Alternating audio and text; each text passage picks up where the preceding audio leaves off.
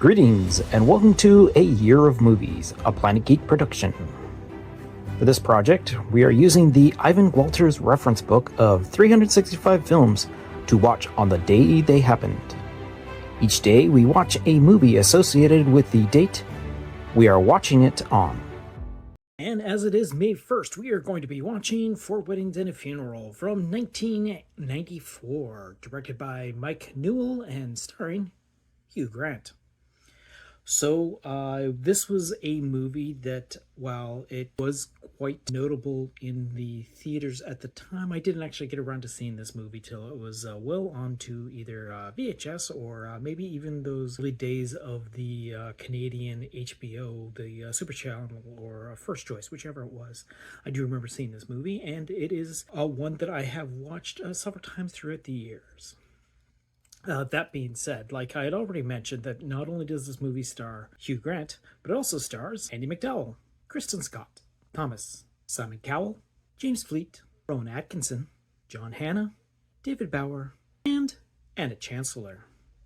So this is one of those type of movies that I really enjoy. We have a great ensemble cast, and it's a bunch of just character actors doing fantastic work throughout the whole entire thing.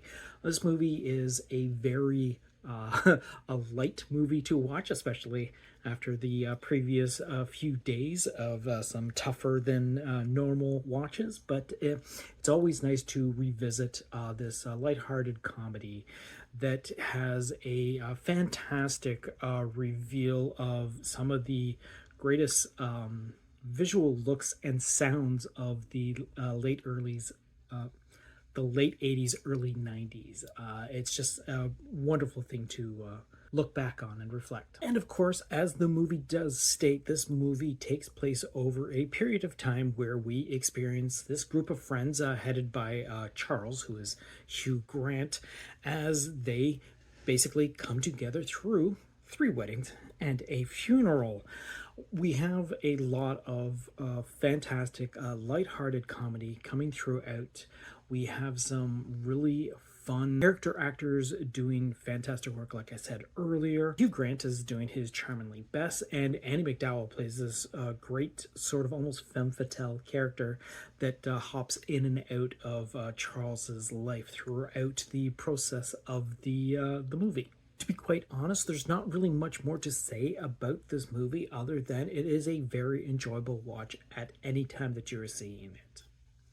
And to begin with, at the very start of this movie, we start off seeing an invitation that is actually taking place as the very first wedding in the movie happens on May the 1st, 1993. Like I said, that's within the first minute of this 1 hour and 57-minute movie. And when it came to the Academy Awards for that particular year, it actually ended up getting nominations for Best Picture and Best Original Screenplay.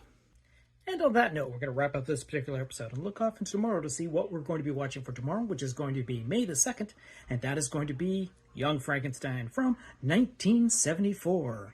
So until next time, go see a movie.